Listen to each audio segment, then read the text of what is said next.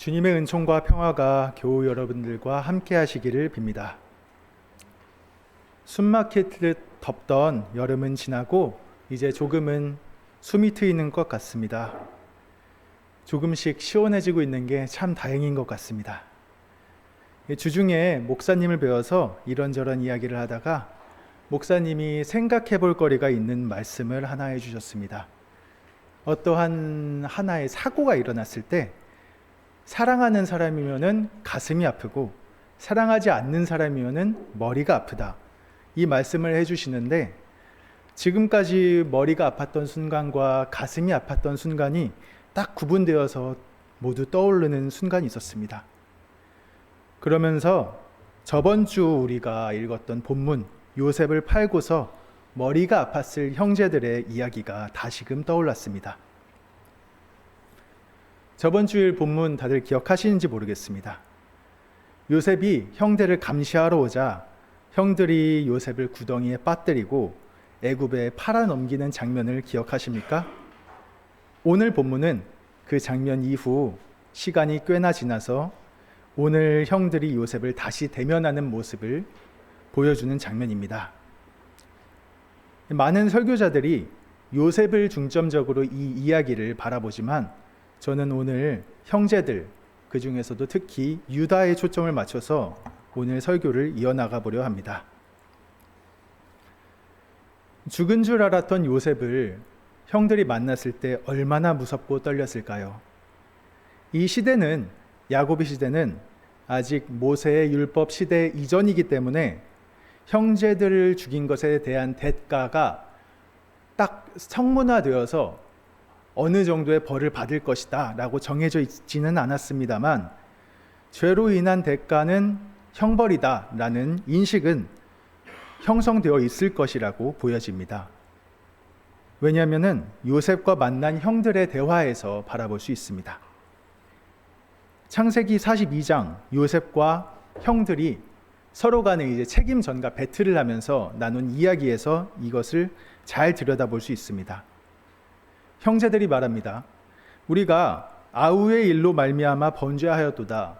그 아이가 살려달라고 했는데 우리가 안 살려줘서 이 일이 일어난 거야. 르우벤이 말합니다. 내가 그래서 요셉 죽이지 말자고 하지 않았느냐. 이제 그 아이의 핏값을 우리가 치르게 생겼다. 죄를 지으면 벌을 받는다. 이 자연스러운 인간의 생각 흐름은 고대나 지금이나 야곱의 시대나 모세의 시대나 동일하게 적용되는 것을 볼 수 있습니다. 더해서 형들의 죄책감은 보통 그 당시 사람들보다 심했을 것입니다. 왜 그렇게 생각되냐면 그들의 집안에서 전승되어 왔을 조상들의 이야기, 가인과 아벨의 이야기가 즉각적으로 떠올라지 않았을까요? 팔아넘긴 것과 살인은 또 다르다고 보여질 수가 있습니다. 하지만 고대 근동에서 그리고 조금 지나서 헬라 로마 시대까지 그리고 예수님의 시대까지 옷은 그 사람의 신분을 나타냈습니다. 형제들은 요셉을 구덩이에 빠뜨리고 그 옷에 피를 발라서 아버지에게 갖다 줬습니다. 그건 무엇을 뜻할까요? 요셉은 형들에게 죽은 사람인 것과 마찬가지였습니다. 옷차림이 곧 그 사람의 신분을 나타낸다는 것은 그 다른 부분에서도 많이 바라볼 수 있어요. 창세기 38장에 유다는 얼굴을 가린 옷차림을 한 다말, 자기의 며느리지요. 그 다말을 보고 창녀로 착각하여 하룻밤을 보냅니다. 그리고 예수님을 못 받고 나서 예수님의 옷을 제비 뽑습니다. 옷은 그 사람을 상징하는 하나의 꼬리표가 됩니다. 또 야곱은 피 묻은 요셉의 옷을 보고서 자신의 옷을 찢고 애통의 상징인 옷을 입습니다. 그 사람이 어떤 상태인지도 나타내주는 이름표가 되어 왔습니다. 형제들은 요셉의 색동옷에 피를 묻혀 야곱의 아버지에게 갖다 준 후 자세한 건 말하지 않습니다. 이 옷을 보십시오 까지만 말해요. 야곱이 요셉이 찢겨 죽었다고 단정짓고 울부짖을 때에도 아닙니다. 요셉 살아있을지도 모릅니다. 라는 변명이나 납치되진 않았을까요? 라는 흔한 변명조차 하지 않아요. 그냥 가만히 침묵합니다. 이렇게 볼 때 제 생각에는 형제들은 요셉을 죽인 것과 다름없습니다. 죽인 사람 취급했다는 것은 죽인 것과 마찬가지라고 생각이 듭니다. 이게 아까 저희가 사도신경을 했지요. 본디오 빌라도식 변명 아닙니까? 본디오 빌라도가 예수님을 이제 십자가에 못 박아 죽일 때 손을 씻으면서 그럽니다. 난 이 일과 관계가 없는 사람이다. 유다도 마찬가지예요. 우리가 손에 피를 묻히지 않고 그냥 팔아 넘기자. 하지만 상상해 보십시오. 형제들이 요셉을 진짜로 죽일 마음은 없었고 그냥 팔려가서 눈에 안 띄는 곳에서 잘 살기만 했으면 좋겠다 라고 생각을 했다면 이게 현실적인 생각이었을까요? 요셉은 꿈에서 어제 형들이 나한테 저랬다? 라고 떠벌리는 이제 철없는 애송입니다. 제 꿈으로 친다면 이런 꿈으로 예시를 들 수 있겠네요.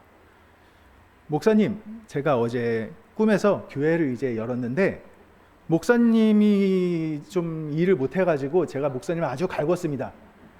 라는 말을 하루도 아니고 한 번도 아니고 매주 같이 만날 때마다 하는 거예요. 얼마나 이제 꼴 보기 싫을 것 같습니다. 얼마나 이제 철없어 보입니까?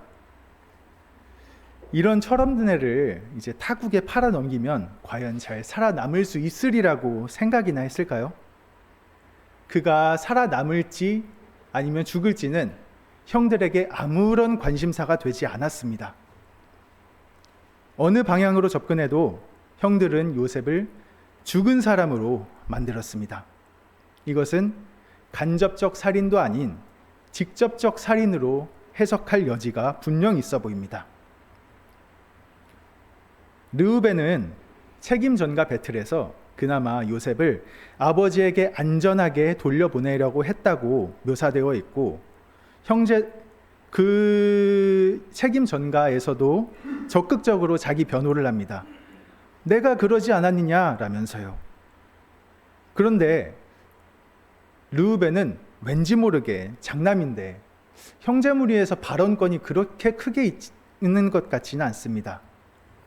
오히려 모든 순간, 팔아먹는 순간, 그리고 지금까지 우리가 매일 묵상하면서 따라온 순간, 아버지에게 실드를 치는 순간, 베냐민을 감싸는 순간까지 넷째 아들 사남인 유다가 돋보이는 장면이 많이 보입니다. 르우벤은 라헬의 여종인 빌하와 동침했습니다. 자기의 작은 어머니라고 볼 수가 있지요. 고대 근동, 고대 지중해 사회를 둘러볼 때 아버지의 아내, 첩과 동침한다는 것은 아버지의 권력을 승계한다는 것을 암시하는 그림으로도 해석될 수가 있습니다. 이것을 잘 드러내주는 성경 내용이 있는데요. 다윗의 사남 아도니아의 이야기입니다. 아도니아는 자신의 차례라고 생각이 들었을 겁니다. 왜냐하면 자신의 이제 지지층도 굉장히 탄탄한 제사장 그룹이 있고요.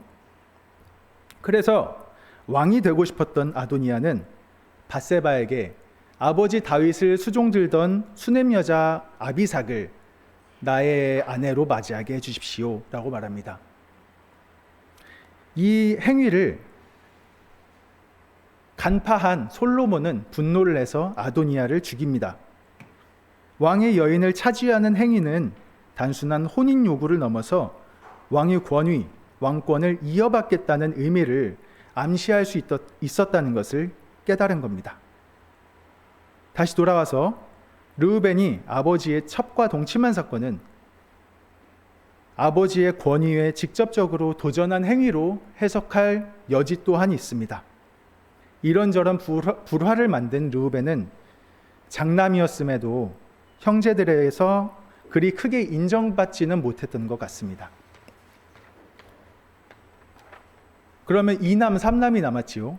2남 3남 레위와 시므온, 이들은 굉장히 폐악질 듀오입니다. 창세기 34장에 히위 족속 족장 하몰의 아들 세겜에게 자신의 여동생 디나가 겁탈을 당한 이제 사건이 기록되어 있습니다. 근데 성경에 나오는 다른 인물들처럼 대표적으로 다윗의 첫째 아들 암논처럼 겁탈을 하고서 내쫓지 않았습니다.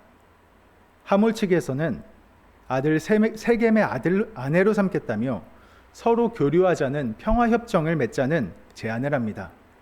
하몰 측에서는 이 겁탈 사건을 수습하려는 움직임을 분명히 보였습니다.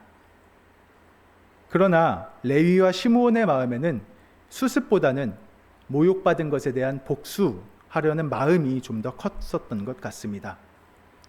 야곱의 책망에 레위와 시므온은 이렇게 말합니다. 그가 우리 누이를 창녀 취급했는데도 우리가 가만히 있는 게 합당합니까? 그들은 자신의 집안이 모욕당했다는 수치심에 눈이 멀어 그 성읍 사람들을 모두 학살하고 일을 더 크게 만들고 말았습니다. 이렇게 시므온과 레위도 발언권을 빼앗긴 것 같습니다.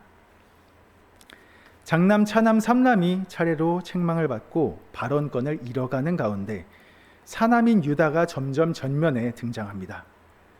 역대상에 따르면 유다는 형제들 가운데 탁월하기도 했습니다만 야곱의 유언에 따르면 유다는 가족 내에 인정받는 존재였다는 것도 확실하게 볼 수 있습니다. 야곱의 유언 8절입니다. 너의 형제들이 너를 찬양하며 너에게 물을 끓일 것이다. 임금의 지휘봉이 유다를 떠나지 않을 것이다. 유다는 참 실수가 많은 사람이었습니다. 실수라고만 부르기에는 너무 큰 죄도 많았습니다. 요셉을 팔아넘기고 죽은 사람 취급한 것, 며느리 다말에게 아들 둘을 주고 자신의 삼남마저 잃을까 봐 주지 않은 것, 그리고 다말을 창녀로 착각하여 동침하고 그 부끄러움을 면피하려 했습니다. 이것은 실수일 뿐만 아니라 분명한 죄였습니다. 그는 많은 부분에서 실수와 죄투성이었습니다. 그럼에도 하나님은 유다의 족보에서 다윗을 내시고 예수님을 내셨습니다. 유다를 너무 까내리기만 해서 그렇지 때로는 리더다운 면모들도 분명히 있었습니다. 베냐민을 애굽으로 데려가려 하니 아버지 야곱에게 자신이 베냐민의 안전을 보증하겠다라고 말합니다. 요셉이 베냐민을 인질로 잡아두려 하니 자신이 대신 인질이 되겠다라고 말합니다. 요셉을 팔고서 모르쇠하던 유다가 나중에는 동생을 대신하여 자신을 내어놓는 사람이 됩니다. 이는 시작의 유다와 마지막의 유다는 큰 대조를 보입니다. 처음에 유다는 동생 때문에 머리가 아팠습니다. 그래서 동생을 팔아넘겼습니다. 근데 나중에 유다는 붙잡힐 동생 때문에 깨어질 가정이 마음이 아팠습니다. 가슴이 아팠던 것입니다. 그래서 자신이 대신 종이 되겠다고 말합니다. 책임을 서로 떠넘기는 자에서 책임을 지는 자로 바뀝니다. 유다의 행동 자체가 뒤집혔습니다. 어쩌면 자신의 실수를 다시 반복하지 않으려는 유다의 변화였을지도 모르겠습니다. 실수처럼 보이던 오점조차 하나님은 사용하십니다. 이 오점을 어떻게 완성하실지는 오직 주님께서만 아십니다. 저는 20 초반에 뮤지컬과를 졸업했습니다. 이 기간이 꼴랑 2년밖에 되지 않습니다. 그런데 항상 저에게는 뮤지컬과라는 꼬리표가 따라다녔습니다. 신학은 2021년 입학하고 학부 대학원을 지나면 지금까지 횟수로 5년, 6년을 공부했습니다. 2년과 비교하면 훨씬 긴 기간 공부했다고 볼 수가 있습니다. 그럼에도 뮤지컬과라는 꼬리표는 언제나 제 가장 앞선 선입견이 됐고 제 앞선 표지가 되었습니다. 그래서 저는 뮤지컬과를 진학한 것 자체를 실수라고 제 오점이라고 생각했던 때가 있었습니다. 근데 그 실수라고 생각되던 것을 사용하신 주님을 제가 요새 발견하고 있습니다. 김 장로님 은퇴식 때, 병원장 은퇴식 식사 때 제가 노래할 기회가 있었습니다. 그리고 전유란 집사님 결혼식 때 제가 축가를 부탁받기도 했습니다. 그리고 교회라면 학을 떼고 싫어하던 제가 이 자리에 온 것도 배성현 전도사, 전임 전도사님과 친구가 되었기 때문인데요. 이 모든 일이 일어난 시작점을 보면 제가 뮤지컬과에서 신학과로 왔다는 특이한 이력 때문에 시작된 경우였습니다. 그래서 제가 이 자리에 서 있게 된 것도 하나님의 실수 없으신, 우리 저희 시작할 때 찬양하지 않았습니까? 실수 없으신 부르심 때문이 아닌가 요즘 생각이 막 듭니다.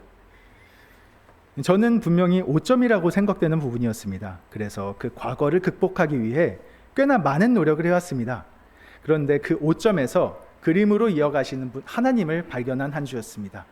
하나님은 제 실수조차, 제 5점조차 사용하셔서 교우 여러분들을 만나게 하시고 다시 교회를 사랑하는 마음을 주셨습니다. 교우 여러분들은 개인적으로 생각하는 실수 또는 5점이 있으실지는 모르겠습니다. 만약 있다고 한다면 하나님께서 그 5점을 다시 시작점으로 만들어 주실 줄을 믿습니다. 아멘. 하나님은 우리의 죄를 죄가 아니라고 하시진 않지만 그 죄와 실수가 우리의 마지막 이야기가 되게 하지는 않으십니다. 실수하는 인간 위에 실수하지 않으시는 하나님이 계십니다. 이제 아멘.